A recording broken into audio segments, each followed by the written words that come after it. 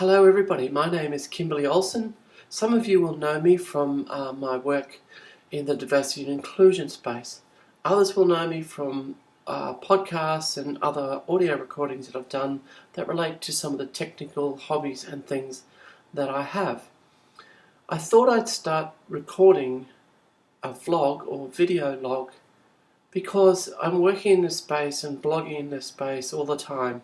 That's the diversity and inclusion space. But I'm also doing lots of exciting stuff in project management, human-centered design, with respect to person-centered care, and particularly in aged care and other areas. And I thought I really should stop what I'm doing or do a little less of what I'm doing in those technical pursuits and maybe speak more to the area that I have been working in most quite recently.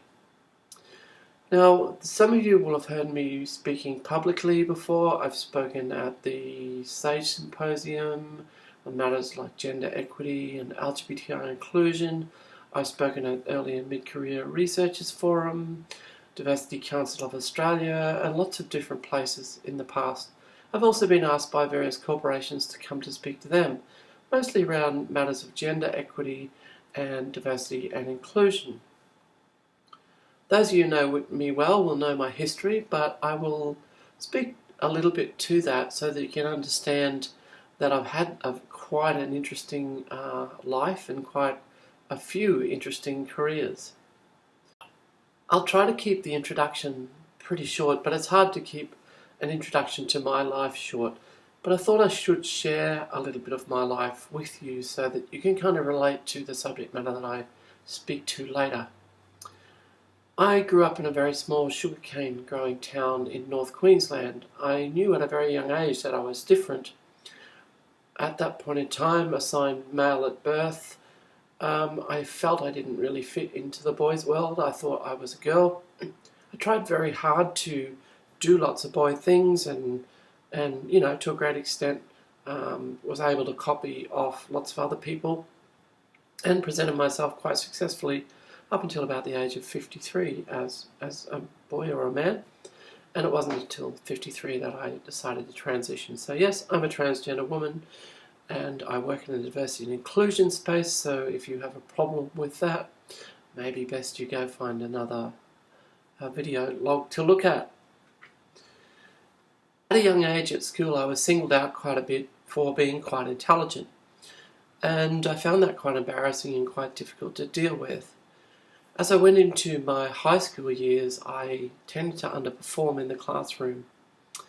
And it wasn't until I went to go into the military and was quizzed over how I managed to score so highly on the aptitude testing that I've realised that maybe I've been wasting my time a little bit.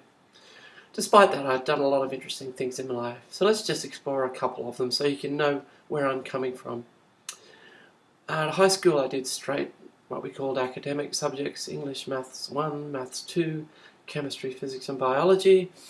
I then went on to college where I studied a course that was specific to a particular industry from my home region, and that course was sugar technology. You can think of kind of maybe chemical engineering with a specific industry bent, something along those lines. I worked in that field for a little while, but doing mostly laboratory technician work, which is incredibly boring work. I wanted to do something a bit more exciting. I was restless throughout most of my life, probably dealing with my gender issues. And so anyway, I decided that I'd go and do a few things in the interim period between when I was working and when I was studying. I also had long periods of time, a couple of years there, where I decided just to do seasonal work in the industry that I was working in, and then the other half of the year, roughly speaking, I'd do something else. So the sorts of things that I did was I went to Central America to work as a photojournalist. I'd been doing photography since a very young age, was shooting for my local newspaper on occasions and things like that. And I'd read a book by Neil Davis, an Australian or Tasmanian journalist and cinematographer who'd worked in Southeast Asia. And I took some of the writings in his book quite literally in terms of his reference to a poem by Rudyard Kipling called If. And that poem says, if you can fill the unforgiving minute with 60 seconds worth of distance run, then yours is the world and everything that's in it, and which is more, you'll be a man, my son. So I took that quite literally, and I spent most of my time filling my life to the brim. It's now a lifetime habit that I can't seem to get rid of. Anyway, so I worked in Nicaragua, Honduras, and a little bit in El Salvador and in Mexico before coming home to Australia and picking up the camera from time to time, working as a freelance photojournalist, mostly for cycling magazines. But jumping back to that period of time when I was in between jobs here and there, I also worked as a seismologist's assistant and learned lots of the tricks of the seismologist. I wish I could still remember how to do the calculations. I actually have my own little seismograph station here in my house, and it does all the calculations for me, but I remember a period of time when we used to sit down and do the calculations by hand so that we could determine where an earthquake epicenter was located, both in terms of latitude and longitude and depth below the Earth's surface. I've long ago forgotten those mathematical calculations. But of course the seismographs were, or seismograms were created in a darkroom, so my photographic skills were quite useful there. It's a very, very highly sensitive device that used gold thread twisted by stepper motors to turn mirrors to reflect a light beam so that there was no needle and therefore no mass to move to record the earthquake. A very, very sensitive system located in a place in Queensland called Charters Towers. Besides that, I did lots of little jobs, laboratories from time to time, in a rice breeding program. I did some laboratory work in soil testing, and then I ended up working with my father and my uncle out in the bush, as we say, supervising earthworks on some very important irrigation projects. By that time I was 22, 23, 24 kind of years of age. And that gave me a lot of bush skills, lots of things that my father taught me, operating vehicles in very difficult terrain, making and building your own tools, all kinds of interesting things. That fascinated me because of my technical interests. I went to New Zealand for a little while. I became quite interested in cycling, and I ended up becoming an okay cyclist, competing in state and national championships, capable of an elite level time trial, a bit of a lesser mountain biker, but nonetheless came, I think, 12th in the state championships, in the nationals some time ago. So that was something that I enjoyed doing, and it seemed natural for me when a friend came to me and asked me would I like to work as a photojournalist in cycling. So I did that part-time while I was working as a project chemist in a sugar mill. The project chemistry role had me doing all kinds of really interesting studies into soil fertility, crop, agronomy, all these kinds of things. That particular employer also owned an aquaculture facility. It was a fledgling facility. It just started up. So I ended up getting involved in kicking that up and growing that facility into what it eventually became. And I studied aquaculture as an associate diploma in aquatic resource management, and I found that work quite interesting. And because I was interested in it, and because someone decided that I clearly was smart enough to be involved, I ended up getting involved in a world-first study into the effects of aquaculture effluent on mangrove ecosystems, along with a bunch of people from the Australian Institute of Marine Science. And we ended up publishing a paper for the World Prawn Farming Conference in 1996, some time ago. I've been published once since in a completely different field, which I'll speak about.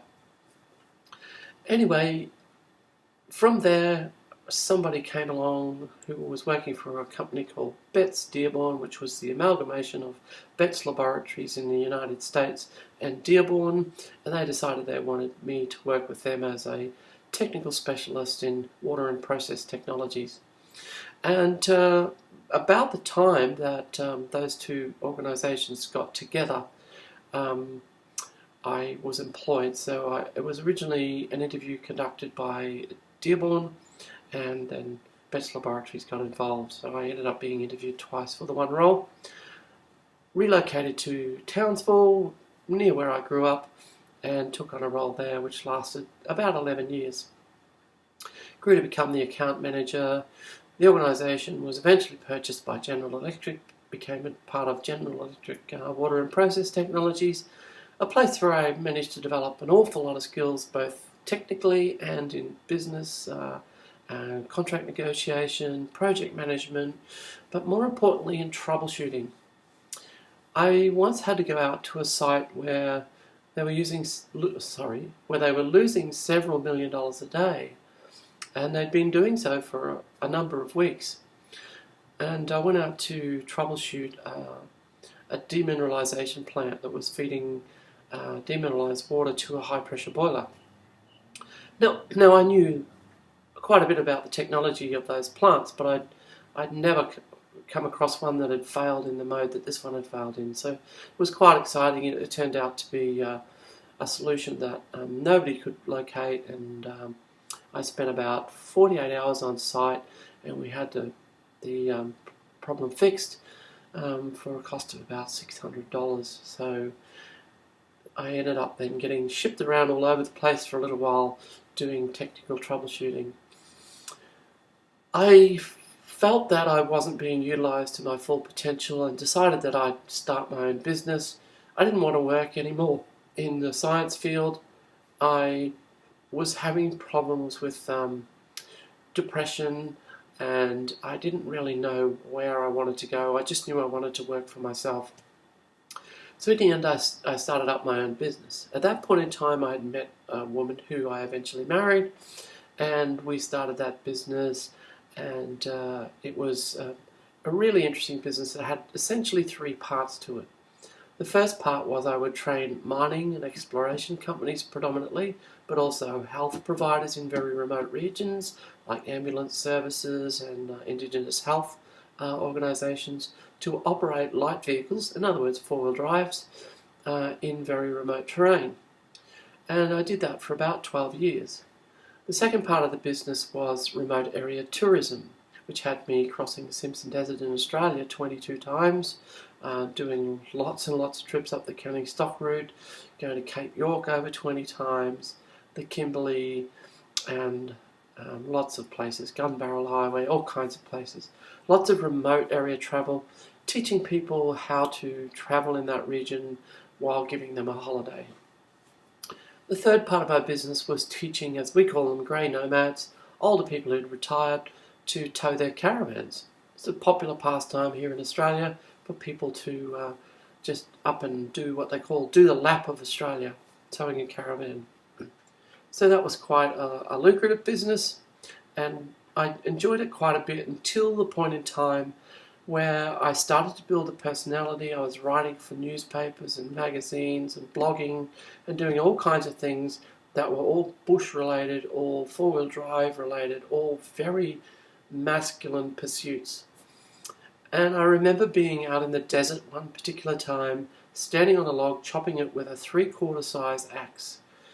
It was a good little axe. I spent a lot of money on that axe, but I learned to chop wood, of course, from my father and my grandfather, and was quite good at it, using a little tiny axe. And bearing in mind the wood in outback Australia is extremely hard. So I was chopping this log, and an old gentleman who was, in my eyes, a true bushman, had taken his friends along on this trip, and one of the friends said to him, "Gee, that little axe cuts above its weight." And the gentleman who replied, his name's John Gilder, John said, "Yes, but there's a half-handy bloke swinging it." And that totally sent me into depression. I didn't want to be referred to as a bloke. For those of you not from Australia, a man, or from the UK where the term is also used. And I kind of wondered to myself how much they would appreciate my skills if if I told them who I really was. And it was about that point in time that my depression and anxiety grew to unmanageable proportions.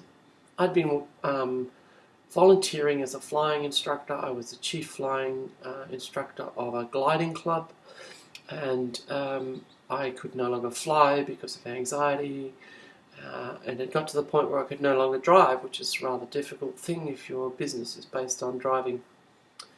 At that point in time, with a number of people working for me, the business started to go into decline, and we were unable to recover. I wasn't able to even leave the house at times. So it was at that point in time my marriage failed, I lost all my personal wealth, including 2 lovely homes, and I found myself looking for a job. Getting away from the masculine kind of pursuit, I found I settled down somewhat, and I was able to get a job back in the kind of field that I'd worked in.